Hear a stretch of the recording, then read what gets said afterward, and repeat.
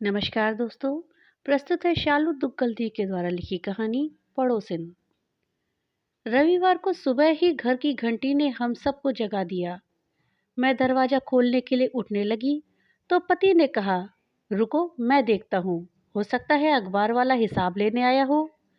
उसकी खबर लेता हूँ, महीने में 5-6 दिन पेपर नहीं डाला उसने। पति अखबार वाले को कोसते हुए दरवाजा खोलने चले गए। मैंने फिर चादर से मुंह ढक लिया। सुधा, सुधा, जरा बाहर आना। पति की आवाज सुनकर मैं चादर को एक ओर फेंककर जल्दी से बाहर आ गई। दरवाजे पर सीमा को खड़ी देख मुझे अजीब लगा। भाभी जी, आप अब तक सो रही हैं? चलो जाने दो। यह देखो, मैं आप सबके लिए इडली सांभर बनाकर लाई हूँ। कहकर सीमा ने 2 बड़े बर्तन मेरी ओर बढ़ा दिए। ना चाहते हुए भी मुझे बर्तन पकड़ने पड़े। अच्छा भाभी जी, मैं चलती हूँ, कहकर सीमा चली गई। क्या बात है सुधा, नई पड़ोसिन से अच्छी बन रही है तुम्हारी। थोड़े दिन पहले कोफ्ते और आज इडली सांभर, बढ़िया है। पति ने अखबार के पन्ने पलटते हुए कहा। पर मैं मन ही मन कुढ़ रही थी। सीमा को हमारे पड़ोस में आए अभी 1 महीना ही हुआ है, पर वह हर किसी से कुछ ज्यादा ही घुलने की कोशिश करती है, खासकर मुझसे। क्योंकि हम आमने सामने के पड़ोसी थे, इसलिए वह बिना बताए बिना बुलाए किसी भी वक्त मेरे घर आ धमकती है, कभी कुछ देने तो कभी कुछ लेने। हम पिछले 5 सालों से यहाँ रह रहे हैं। इस कॉलोनी में सब अपने में मस्त रहते हैं। किसी को किसी से कोई लेना देना नहीं।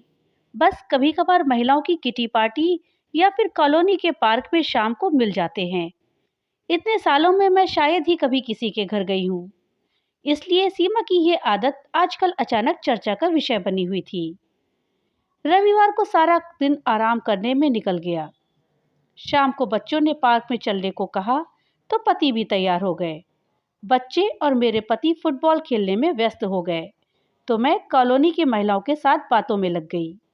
और सुधा जी, आपकी पड़ोसिन के क्या हालचाल हैं? यार सच में कमाल की औरत है। आज सुबह सुबह आ गई, इडली सांभर दे गई। सारी नींद खराब कर दी हम सबकी। कह हमारे घर से 4 मकान छोड़कर रहने वाली एकता ने बुरा समूह बनाया। अरे अच्छा हुआ इडली दे गई, मेरी तो नाश्ता बनाने की छुट्टी हो गई। पड़ोसिन सविता हंसते हुए बोली। अरे बर्तन देखे थे? आज स्टील के बर्तन कौन इस्तेमाल करता है? हमारी तो सारी क्रॉकरी विदेशी है। बच्चे तो स्टील के बर्तन देखते ही चिढ़ गए। एकता बोली। आजकल कॉलोनी में महिलाओं का एक साथ ग्रुप कहीं भी नजर आ जाए तो समझ लीजिए सीमा ही चर्चा का विषय होगी। कमाल है, यह सीमा भी। तभी सामने से सीमा आती दिखी तो एकता दबी जवान में बोली, देखो तो जरा इसे। इसका दुपट्टा कहीं से भी सूट से मेल नहीं खा रहा। कैसी गवार लग रही है ये। क्या हाल है भाभी जी? आप सबको इडली कैसी लगी? सीमा ने बहुत उत्साह से पूछा। अरे कमाल का जादू है तुम्हारे हाथों में सीमा। बहुत अच्छा खाना बना लेती हो तुम। सबने एक ही सुर में सीमा की तारीफ की। फिर थोड़ी देर बाद उसके जाने पर सभी उसका मजाक उड़ाते हुए और हंसी करने लगे। कुछ दिन बाद कॉलोनी के शादी के हॉल में एकता ने अपने बेटे का जन्मदिन मनाया। हर कोई बन ठन कर पहुंचा। सीमा इतनी चटक रंग की साड़ी और इतने भारी गहने पहनकर आई जैसे किसी शादी में आई हो। एक बार फिर वह सबके बीच मजाक का पात्र बन गई। आए दिन कॉलोनी में उसका या उसके पति का यूं ही मजाक उड़ता। पूरी कॉलोनी की कारें साफ करने के लिए हम सब ने मिलकर 2 लोगों को रखा हुआ था। पर सीमा का पति दिन में 2-3 बार खुद ही अपनी कार साफ करता था। आए दिन कॉलोनी में सीमा का मजाक उड़ता और मैं भी उसमें शामिल होती। हालांकि सीमा की काफी बातें मुझे अच्छी लगती थी, पर कहीं सब इसी की तरह मेरा भी मजाक ना उड़ाए, इसलिए मैं उससे दूरी बनाए रखती थी। कुछ दिन बाद मेरी बुआ सास को दिल का दौरा पड़ा। उन्हें अस्पताल में दाखिल कराया गया। देवर का फोन आते ही मैं और मेरे पति अस्पताल भागे। वहां हमें काफी समय लग गया। मैंने घड़ी देखी तो ख्याल आया कि बच्चे स्कूल से आते ही होंगे। जल्दबाजी में चाबी चौकीदार को देना भूल गई थी। मुझे उस समय कुछ समझ नहीं आ रहा था कि क्या करूं। मैंने एकता को फोन किया तो वो बोली, सॉरी मुझे शॉपिंग के लिए जाना है, अभी घर पर ताला ही लगा रही थी, और उसने फोन काट दिया। एकता के अलावा मेरे पास और किसी का फोन नंबर नहीं था। मुझे खुद पर गुस्सा आ रहा था कि इतने सालों में मैं किसी का फ़ोन नंबर लेने की भी कोशिश ना कर पाई। मुझे कुछ समझ में नहीं आ रहा था कि क्या करूँ? फिर मैंने इनसे कार की चाबी ली और घर चल दी। रास्ते में जाम ने दुखी कर दिया। घर पहुँचते-पहुँचते काफ़ी देर हो गई। सोच रही थी कि बच्चे 1 घंटे से दरवाजे पर खड़े होंगे। खुद पर बहुत गुस्सा आ रहा था। कार पार्क करके घर पहुंची तो दरवाजे पर बच्चे नहीं थे। मैं घबरा उठी कि बच्चे कहाँ जा सकते हैं। पति को फोन मिलाने लगी तो देखा किसी अनजान नंबर से 4 मिस कॉलें आई थी और एक मैसेज भी था कि मम्मी, आप फोन क्यों नहीं उठा रही?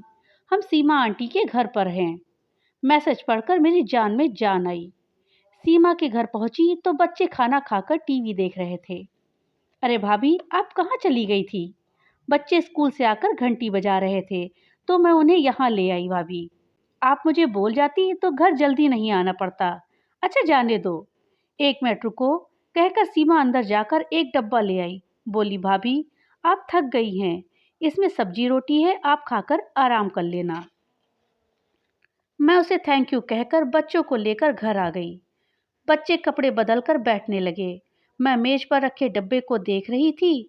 स्टील का डब्बा, बिल्कुल वैसा ही जैसा हम स्कूल लेकर जाते थे। मुझे याद है कि जब माँ घर पर नहीं होती थी तो हम अपने पड़ोसी के घर खाना खा लेते थे और अगर माँ को आने में देर हो जाता था तो वहीं सो भी जाते थे। कभी घर मेरी पसंद की सब्जी नहीं बनी होती थी तो साथ वाली लीला चाची के घर पर जाकर खाना ले आते थे। कभी माँ या पिताजी की तबीयत ठीक नहीं होती थी तो लीला चाची, कमला मौसी हमारा घर संभाल लेती थी। माँ अक्सर कहती थी कि सुधी हरी बीमारी में रिश्तेदारों से पहले पड़ोसी काम आते हैं। पर अब देखो, कॉलोनी में कोई मर भी जाए तो उसका पता भी कॉलोनी के नोटिस बोर्ड पर चला जाता है। मैंने एक ठंडी सांस ली और डब्बा खोलकर खाना खा लिया। अगले दिन बच्चों के स्कूल जाने से पहले मैं उनको सीमा के घर ले गई और बोली, देखो बच्चों, स्कूल से सीधा सीमा मौसी के घर पर आना और सीमा, बच्चों का ख्याल रखना। मुझे आज अस्पताल में देर हो जाएगी। मेरी बात सुनकर सीमा के चेहरे पर खुशी के भाव आ गए तो मेरे पर संतोष के भाव।